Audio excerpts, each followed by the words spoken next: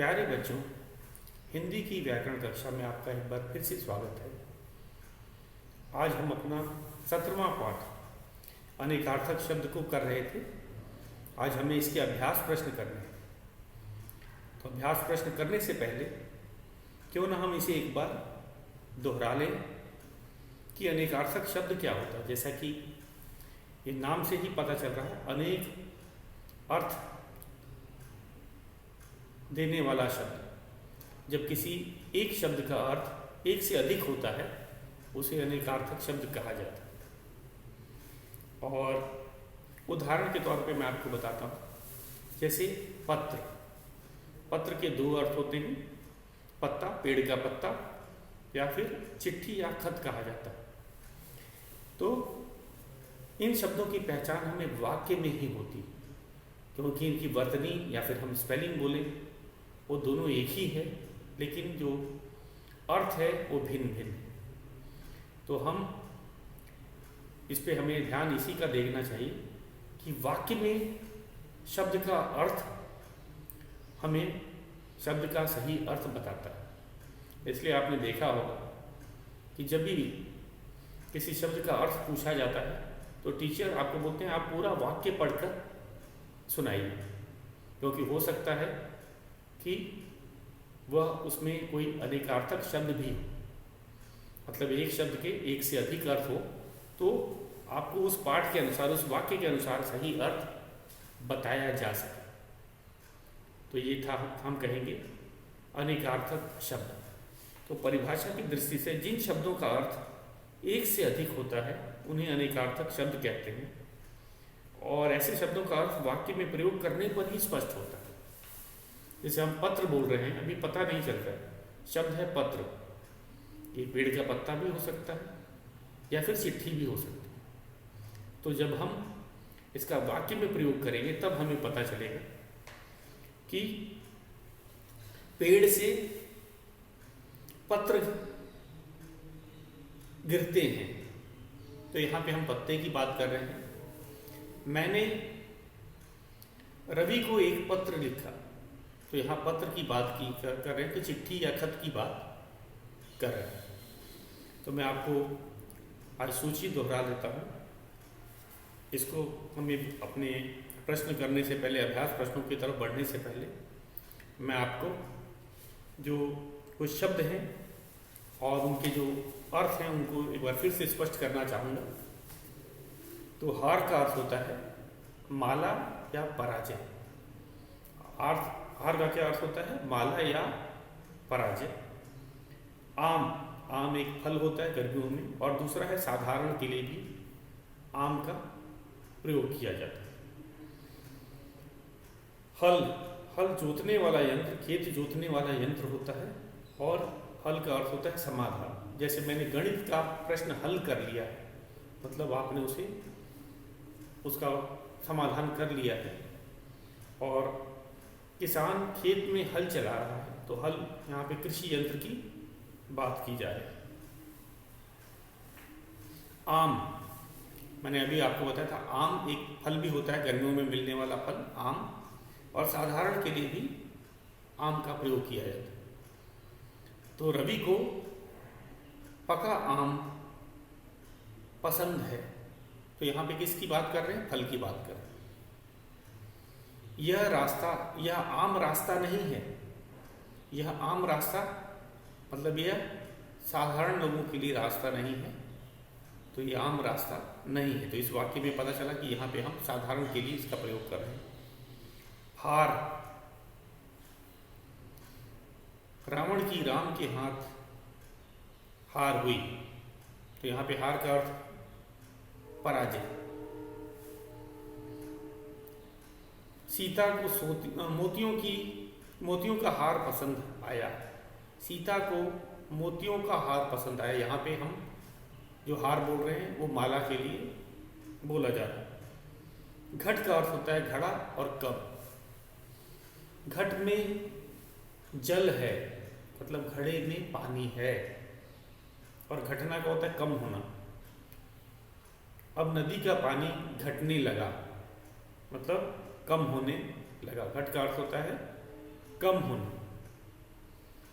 अब चलते हैं आगे। अर्थ, अर्थ का दो अर्थ होता है, धन और कारण। अर्थ के दो अर्थ होते हैं, एक हो गया धन और कारण। तो धन का हो गया कि उस पर अर्थदंड लगा है, मतलब जुर्माना। और कारण अर्थ के लिए आता है। अर्थ का क्या दूसरा होता है, प्रयोजन या कारण। उसके बोलने का अर्थ मैं नहीं समझा, यहाँ पे प्रयोजन या कारण की बात की जा रही है। नग पहाड़ के लिए भी आता है और रत्न के लिए। नग का प्रयोग हम पहाड़ के लिए भी करते हैं और रत्न के लिए। तो एवरेस्ट संसार का सबसे ऊंचा नग है, तो यहाँ पे पर्वत की बात की जा रही है, पहाड़ की बात की जा रही है। और एक नग अंगूठियों में लगाया जाता है, अंगूठियों में जो कीमती रत्न होते हैं, जैसे हीरा, मोती, पन्ना, ये सब रत्नों में आते हैं। तो उसकी अंगूठी में नग लगा है, उसकी अंगूठी में नग लगा है। तो नग रत्नों के लिए भी प्रयोग किए जाते हैं, पहाड़ों के लिए। कर, कर का हाथ और टैक्स, हाथ के लिए भी इसका प्रयोग होता है और टैक्स के लिए भी। तो कर, हमें दूसरों के आगे कर नहीं पसारना चाहिए। कर यहाँ पे हाथ के लिए। टैक्स, गृह कर देना। रवि ने अपना गृह कर भरा। गृह कर मतलब हाउस टैक्स, गृह कर मतलब टैक्स। टैक्स वह रकम होती है जो सरकार को दी जाती है किसी हम कहेंगे किसी सेवा के लिए, या कर के रूप में दिया जाता है और सरकार इसे एकत्रित करती है। मगर, मगर एक जानवर के लिए जो कि सरीसृप होता है, पानी में रहता है। मगरमच्छ के लिए भी प्रयोग किया जाता है और किंतु के लिए, मगरमच्छ के लिए भी और किंतु के लिए भी। तो वार, जैसे मगरमच्छ, मगर पानी में रहता है, मगर पानी में रहता है। मैंने उसे बहुत समझाया मगर वह नहीं माना। तो यहाँ किंतु के लिए है, पहले वाला जो वाक्य मैंने बोला वो जानवर के लिए प्रयोग किया गया, सरीसृप होता है। वार का होता है दिन और आक्रमण। रविवार आपने सुना होगा, वार मतलब दिन के लिए कहा जाता है। तो वह रविवार के दिन आया। और एक होता है हमला करना या आक्रमण करना। शेर ने हिरण पर वार किया। सोना, सोना का नींद और स्वर्ण दोनों होता है। सोना का दो अर्थ होता है, नींद और स्वर्ण। तो इसका उदाहरण करते हैं। बच्चों को 7-8 घंटे की नींद, बच्चों को 7-8 घंटे सोना चाहिए। और दूसरा स्वर्ण के लिए कहेंगे हम, सोना से आभूषण बनता है। सोना एक धातु होती है, उससे आभूषण बनाया जाता है। कुल, कुल का संपूर्ण और वंश। कुल का दो अर्थ होता है, संपूर्ण मतलब पूरा, वंश मतलब हम कहेंगे जो खानदान की बात की जाती है। जैसे वीरेंद्र प्रताप सिंह राजा के कुल का है, मतलब वंश का है। और दूसरा है कुल, उसके कुल रुपए खर्च हो गए, मतलब संपूर्ण पूरा। बस, बस का अर्थात होता है पर्याप्त और वाहन। बच्चे बस से स्कूल जाते हैं, तो यहाँ पे बस का अर्थ है वाहन और दूसरा है पर्याप्त।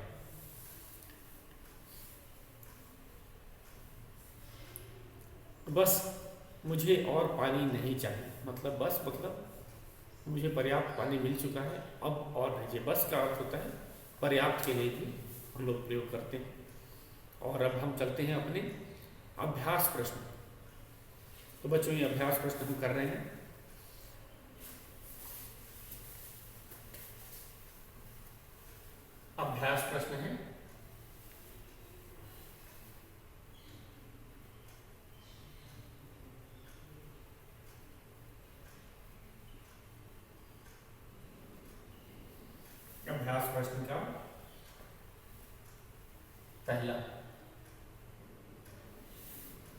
सही जोड़ी बनाओ, सही जोड़े बनाओ, सही जोड़े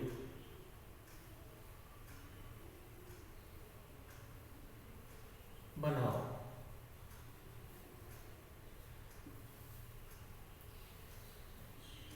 उत्तर,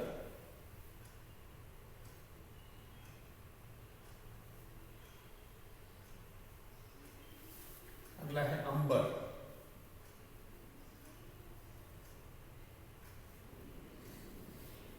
पानी, तीसरा है पानी, फिर है तीर। और बच्चों में अभ्यास प्रश्न हम अपने पाठ्य पुस्तक में ही कर लेंगे, ये जो हमारी व्याकरण की पाठ्य पुस्तक है हम उसी में करेंगे, क्योंकि जगह दिया हो। ये वर्कशीट की तरह है, हमें जोड़े बनाने 4 शब्द दे रखे हैं और इनके संभावित अर्थ दे रखे हैं। संभवतः अर्थ जो है पहला है, मैं सामने लिख देता हूं, जल, इज्जत, इज्जत,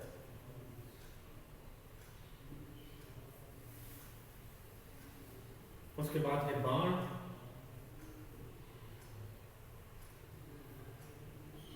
किनारा,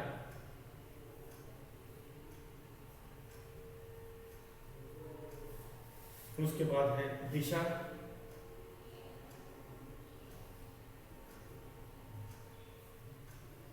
जवाब,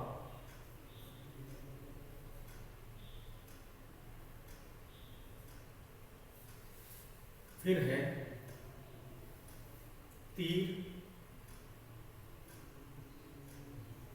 कपड़ा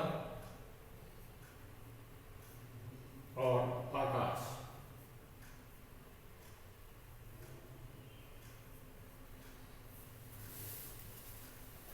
तो बच्चों ध्यान से देखते हैं, हमें सही जोड़े बनाने हैं। अनेकार्थक शब्द यहाँ पे लिखे हुए हैं और उनके 2 अर्थ यहाँ पे दिए हैं, हमें इनका सही का मिलान करना है। तो उत्तर, पहला है हमारा उत्तर। उत्तर का हमें पता है जवाब और दिशा होता है। दिशा मतलब आपको पता है 4 दिशाएं होती हैं, पूर्व, पश्चिम, उत्तर, दक्षिण। तो उत्तर भी एक दिशा है। उत्तर में हिमालय है, हमारे देश के उत्तर में हिमालय है। ध्रुव तारा जो आपने सुना है वह उत्तर दिशा में ही चमकता है। ध्रुव तारा है वह उत्तर दिशा में चमकता है। तो दिशा मतलब डायरेक्शन इंग्लिश में बोलते हैं। तो हमारे 4 दिशाएं हैं। और दूसरा है उत्तर, जवाब। इस प्रश्न का उत्तर मैंने लिख दिया। जवाब की बात करें, मैंने परीक्षा के सभी प्रश्नों का उत्तर दिया है। तो यहाँ पे उत्तर किस चीज़ के लिए हम लोग कह रहे हैं? जवाब के लिए कहा जा रहा है। तो इसका मिलान करते हैं। उत्तर का है दिशा और जवाब, स्केल से मिलाना है। और ये सब प्रश्न हमारे व्याकरण के पाठ्य पुस्तक में ही करना है। बहुत सरल है, हमने इसीलिए इसका अभ्यास किया था लिख करके कि आप इसे समझ करके इसे करेंगे। अंबर, अगला हमारा दूसरा शब्द है अंबर। अंबर का अर्थ होता है कपड़ा या आकाश। अंबर का 2 अर्थ होते हैं, कपड़े के लिए भी अंबर कहा जाता है और आकाश के लिए भी अंबर कहा जाता है। तो इसका सही मिलान करेंगे। अंबर कपड़ा और आकाश होता है, तो हम इस पे सही मिलान किया हमने। पानी, पानी का अर्थ होता है जल और इज्जत। मैंने आपको बताया था पानी का 2 अर्थ होता है। जैसे मछली पानी में रहती है, तो यहाँ पे कौन सा अर्थ है? जल की बात की जाए। मछली पानी में रहती है, यहाँ पे हम जल की बात कर रहे हैं। और एक होता है इज्जत। हमें बड़ों का पानी नहीं उतारना चाहिए, उनकी बेइज्जती नहीं करनी चाहिए, यह बुरी आदत है। तो पानी का दूसरा अर्थ होता है इज्जत। तो हम इसका सही मिलान करेंगे स्केल से।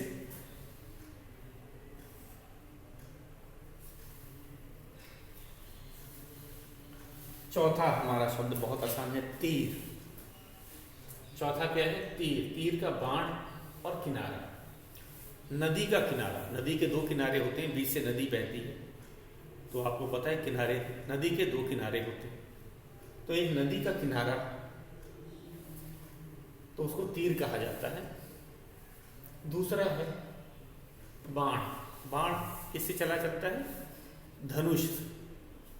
एक शस्त्र होता है, इसको धनुष से चलाया जाता है और हम उसे तीर भी कहते हैं।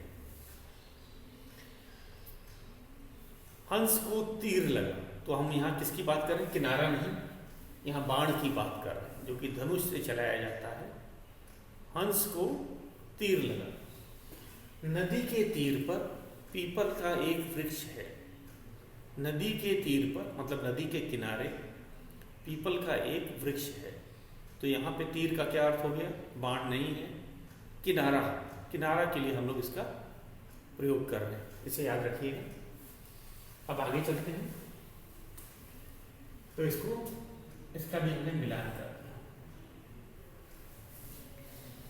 बहुत ही आसान प्रश्न है क्योंकि हमने इसे याद कर रखा है।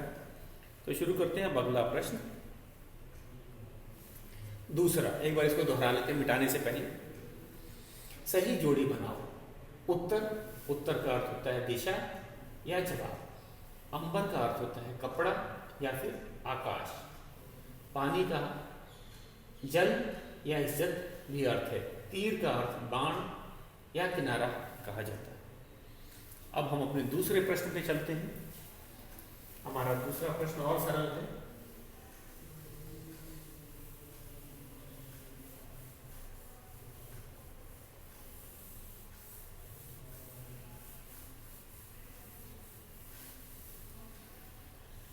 हमारा दूसरा प्रश्न है,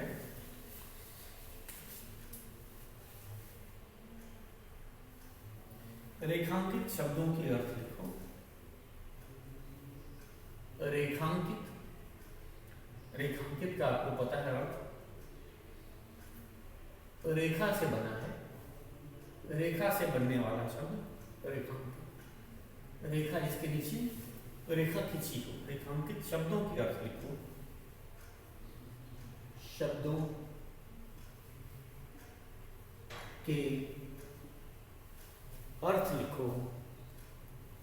रेखांकित शब्दों के अर्थ लिखो।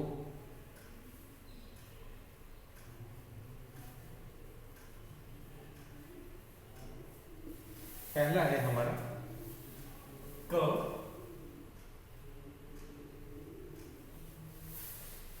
पहला वाक्य है, तुम्हारा परीक्षा फल कब आएगा? तो यहां फल है, ये रेखांकित है, हम इसको लिखते हैं तुम्हारा परीक्षा फल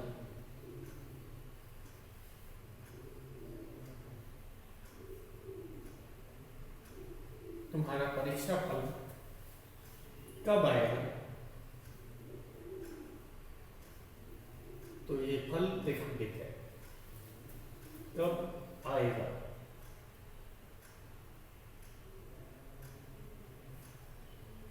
पूर्ण विराम और हमें इसका अर्थ लिखना है। तुम्हारा परीक्षा फल कब आएगा? तो यहाँ फल दो प्रकार के होते हैं, आपको मैंने बताया था। पेड़ से प्राप्त फल जैसे कि आम हो गया, केला, सेब, ये सब फल के। और दूसरा होता है नतीजा। तो यहाँ पे किसकी बात की गई है? यहाँ फल का क्या अर्थ है? नतीजा। तो यहाँ पे फल किसके लिए कहा गया है? नतीजा के लिए कहा गया है। तो यहाँ पे हम लिखेंगे, इसका अर्थ लिखेंगे, इस फल का क्या अर्थ है। यहाँ पे पेड़ से प्राप्त फल की बात नहीं की जा रही है, आपको पता है। यहाँ से परीक्षा फल, परीक्षा का नतीजा की बात की है, तो यहाँ पे अर्थ है नतीजा। हम लोग लिखते हैं यहाँ पे, इसका अर्थ है नतीजा। इस फल का क्या अर्थ है? नतीजा। तो इसी तरह हम लिखेंगे। सबसे पहले हम वाक्य में जो रेखांकित शब्द है उसको उसकी पहचान करेंगे और इस वाक्य में उस रेखांकित शब्द का क्या अर्थ है उसको हमको सामने लिखना है। तो अगला दूसरा है हमारा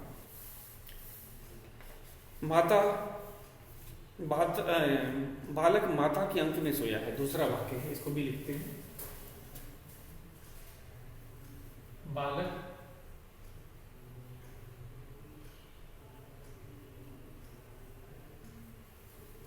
माता के अंक में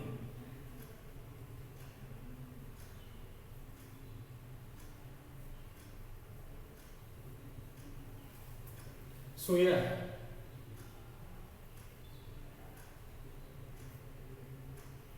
पूर्ण विराम, ये वाक्य है और हमें यहाँ पे अंक का अर्थ लिखना है। तो अंक का दो होता है संख्या, जैसे कि मेरे गणित में 45 अंक आए, तो इसमें 45 क्या है? संख्या है। और दूसरा होता है अंक का अर्थ होता है गोद में।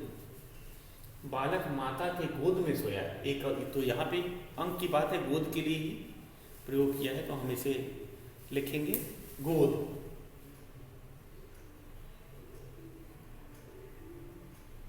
तो बच्चों यहाँ पे हम किसका प्रयोग कर रहे हैं? गोद। हम क्या लिख रहे हैं? गोद। तो यहाँ अंक क्या है? गोद के लिए प्रयोग किया गया है। अगला है तीसरा वाक्य। हमारा तीसरा वाक्य है अंबर में पक्षी उड़ रहे हैं।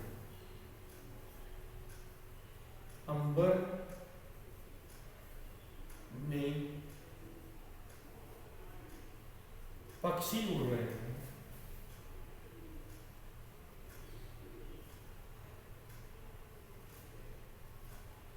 उड़ रहे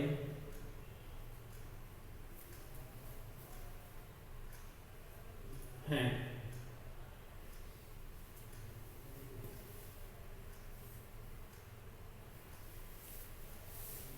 तो अंबर शब्द जो अंबर है, इसके दो अर्थ होते हैं। मैंने आपको बताया अंबर कपड़ा के लिए भी प्रयोग किया जाता है और आकाश या आसमान के लिए भी, नभ के लिए भी प्रयोग किया जाता है। तो अंबर के दो अर्थ होते हैं, आकाश या कपड़ा। तो यहाँ पे इस वाक्य को देखो, अंबर में पक्षी उड़ रहे हैं, तो पक्षी आसमान में उड़ते हैं। तो यहाँ पे आकाश, नभ, आसमान, हम लोग इसका अर्थ यही है, कपड़ा नहीं है। यहाँ पे कपड़ा का अर्थ नहीं, क्योंकि वाक्य नहीं बनेगा। तो सही अर्थ यहाँ पे अंबर का है आकाश,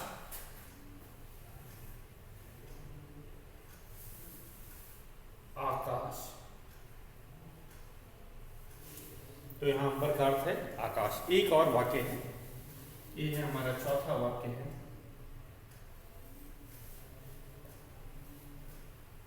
मोर के पर सुंदर होते हैं। मोर के पर, ये रेखांकित शब्द है, सुंदर होते हैं। सुंदर होते हैं। पूर्ण विराम। तो यहाँ पे पर के दो अर्थ होते हैं, आपको पता है। परंतु के लिए भी हम इसका प्रयोग करते हैं, परंतु और पंख, दोनों के लिए हम इसका प्रयोग करते हैं, परंतु के लिए भी और पंख के लिए भी। तो यहाँ मोर की बात की है, मोर के पर सुंदर होते हैं, तो यहाँ पंख अर्थ क्या है? परंतु के लिए नहीं किया गया है प्रयोग, यहाँ पे पंख के लिए किया गया। तो यहाँ पे हम लिखेंगे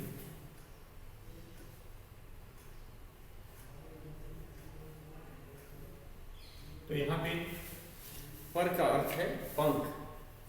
मोर के पर सुंदर होते हैं, पर का अर्थ है पंख। तो ये था हमारा दूसरा प्रश्न।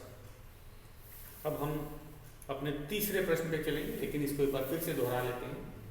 हमें इन वाक्यों में से, क्योंकि जब हमने अनेकार्थक शब्द पहचान लिए, उसको करना हमने सीख लिया, तो अब हम इसका क्या वाक्य में भी पहचान जाते हैं, क्योंकि हम कहेंगे वर्तनी की दृष्टि से तो शब्द वही है, उनके अर्थ अलग अलग हैं।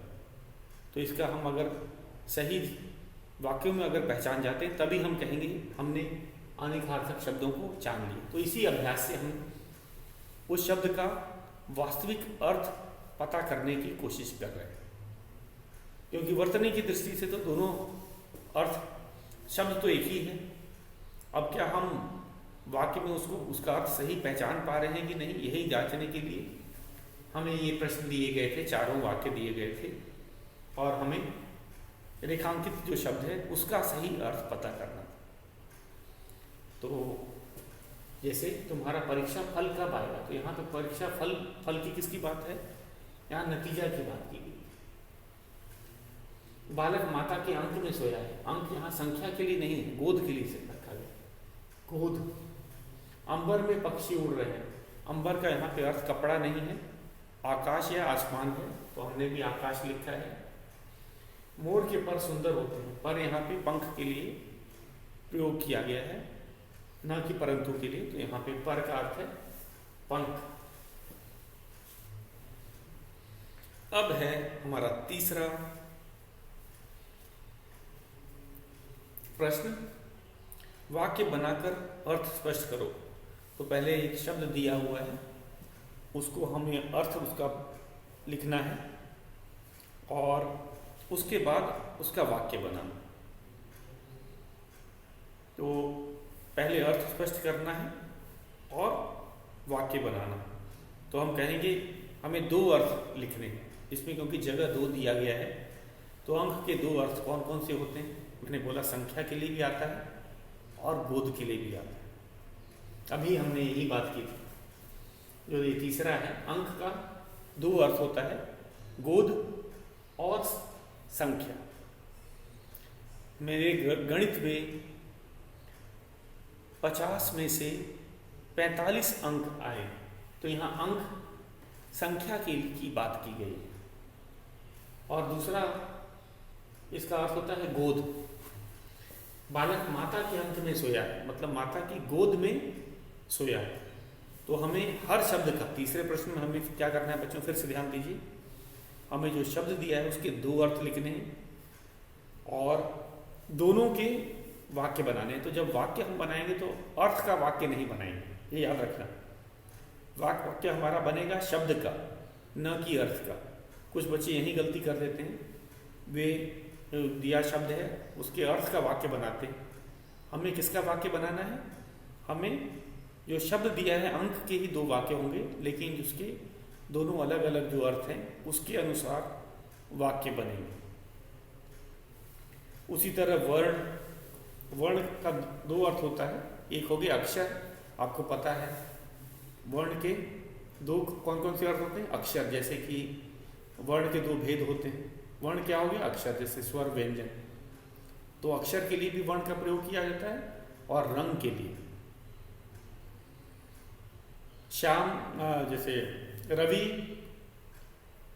श्याम वर्ण का है, तो सांवले आदमी को श्याम वर्ण का कहा जाता है। वर्ण का अर्थ होता है रंग। यहाँ पे रंग क्या है, वर्ण के लिए ही इसका प्रयोग किया जाता है। पत्र, अभी मैंने आपको बताया था, पत्र के दो अर्थ होते हैं, पेड़ों से गिरने वाला पत्ता, और चिट्ठी या खत को भी पत्र कहा जाता है। फल के भी दो अर्थ अभी बताए थे आपको, इसका हमने उत्तर बताया था। पर एक होता है नतीजा और दूसरा पेड़ों से प्राप्त फल। पेड़ से कौन कौन से फल प्राप्त होते हैं, जैसे आम हो गया, सेब, केला, ये सब, ये भी फल कहे जाएंगे। और नतीजा के लिए तो मेरा परीक्षा फल कल आएगा, यहाँ तो फल किसकी बात किया है, नतीजा के लिए किया है। तो बच्चों इस तीसरे प्रश्न को आप ध्यान दीजिएगा, हम इसको कल करेंगे और ये भी हमारे पाठ्य पुस्तक में ही हो जाएगा क्योंकि जगह दिया गया है। तो आज के लिए बस इतना ही। कल हम अपना तीसरा प्रश्न, वाक्य बनाकर अर्थ स्पष्ट करो, करेंगे।